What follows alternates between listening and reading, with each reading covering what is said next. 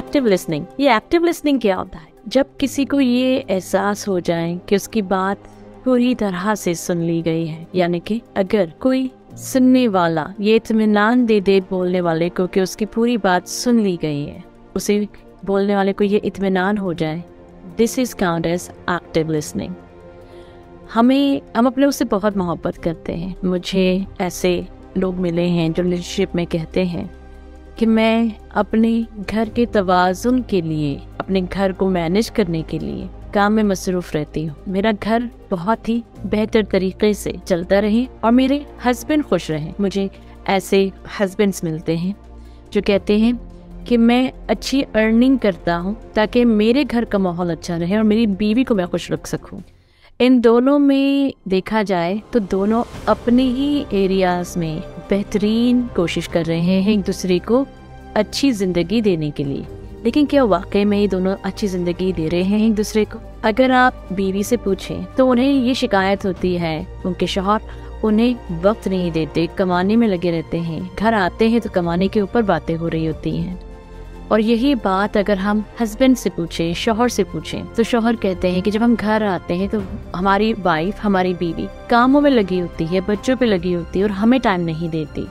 अब इन दोनों में हम क्या सोल्यूशन निकाल सकते हैं? तो ये एक सोल्यूशन लेकर आई हूँ मैं आप लोगों के लिए कि एक दूसरे को थोड़ा टाइम दें, लेकिन अगर एक्टिव लिसनिंग के जरिए देंगे तो इससे आपका रिलेशनशिप और मजबूत होगा।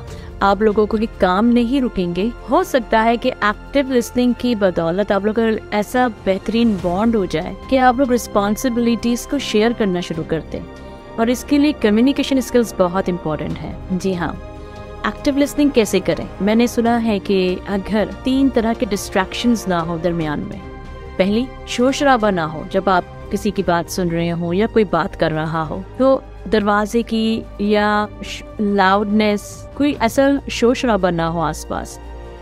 दूसरी डिस्ट्रैक्शन, जब आप बात सुन रही हो तो बात के मीनिंग को समझने की कोशिश कीजिए। अगर कोई थॉट आपके पास आ रही है तो वो थॉट आपको अच्छा लिसनर बनने नहीं देगा। जब अच्छी तरह आप सुनेंगे नहीं, ऑटोमेटिकली बोलने वाला आपके साथ कोऑपरेट नहीं कर पाएगा, उल्टा डिसहार्ट हो जाएगा कि मेरी बात नहीं सुनी जा रही है। तीसरी, आपके और आपके पार्टनर के अंदर कोई लैंग्वेज बैरियर तो नहीं है। अगर कोई लैंग्वेज बैरियर है तो ट्राई कीजिए कि दोनों एक दूसरे को जो लैंग्वेज समझ में आती है वो कुछ मिक्स लैंग्वेज है तो it's okay, but continue to communicate with the same way. Active listeners को क्या करना चाहिए? जब बात आपको पता चल जाए कि इसका मीनिंग ये है तो दरमियान में उसे कंफर्म कर लीजिए। इसके 2 फायदे होंगे। पहला फायदा कि आपने बोलने वाले को ये एहसास दिला दिया कि वो वही समझा रहा था जो आप समझे, और अगर नहीं,